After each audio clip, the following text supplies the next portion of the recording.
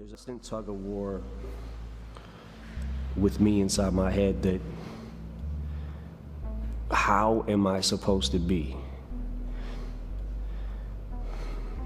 When I hear people say they miss the old Eminem, and then I do the old Eminem, people go, oh man, he's too old to do that. He needs to mature his content. He's growing up as a man. He's in his 40s and he's supposed to be this way or that way, and he needs to mature. And then when I do that, then people go back to, I miss old Eminem. What do you do when you get to a certain age but you feel like you haven't lost it? Am I supposed to sit up here and have the platform that I have and not call bullshit bullshit? I'm blessed to be able to have a platform to be able to say things and still get the attention, and as long as I can grab ears, that's kind of my intent. One of the things that's happened to me over the years is rapping gets harder, but rhyming gets easier, if that makes any sense. Rhyming gets easier because when I think of a couple phrases or whatever it is, I think of so much shit that rhymes with it, you know, and connecting the syllables and all, doing all that, but by the time it's all said and done, is this different than anything I've done?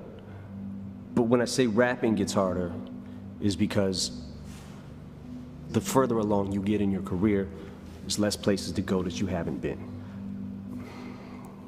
This generation of rappers that are in the game established and rappers that are coming up, one of the things I think that it's important that they take from people like me, Jay-Z, is to see how long someone can actually go for. Jay is a good guide because he's a guide for, it's almost like he can see what's going on in hip-hop. He's very in tune with the times, and then he does something his own way, and then other people follow it. One of the things I'm very aware of, I think, and pretty in tune with, is I know that with me, the rage isn't there. I don't have the rage I did when I first came out. You know, I was just coming out of my situation in life, you know, so I was salty about a lot of shit and had a lot of rage and just said whatever was on my mind. The rage might not still be there, but the passion is the exact same as it's always been.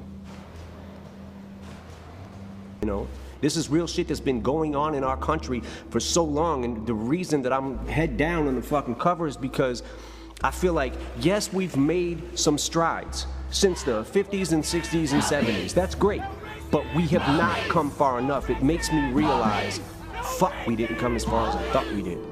And that's why I feel disgusted in a country that I love. You know what I'm saying? Like, I was born here. This is all I know. This is, you know, my opinion, the best country to live in. But you can't ignore the bullshit that goes on.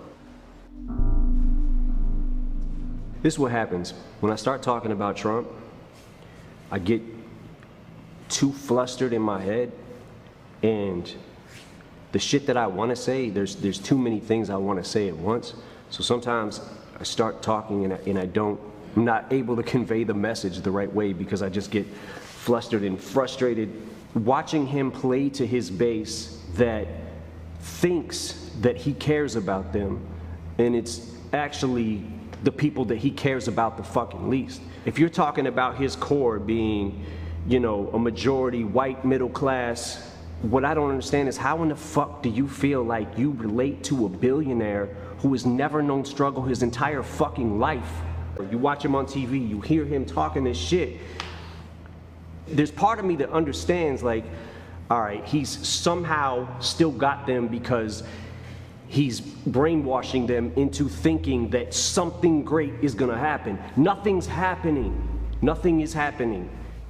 I don't know, man. I get really flustered when I talk about it.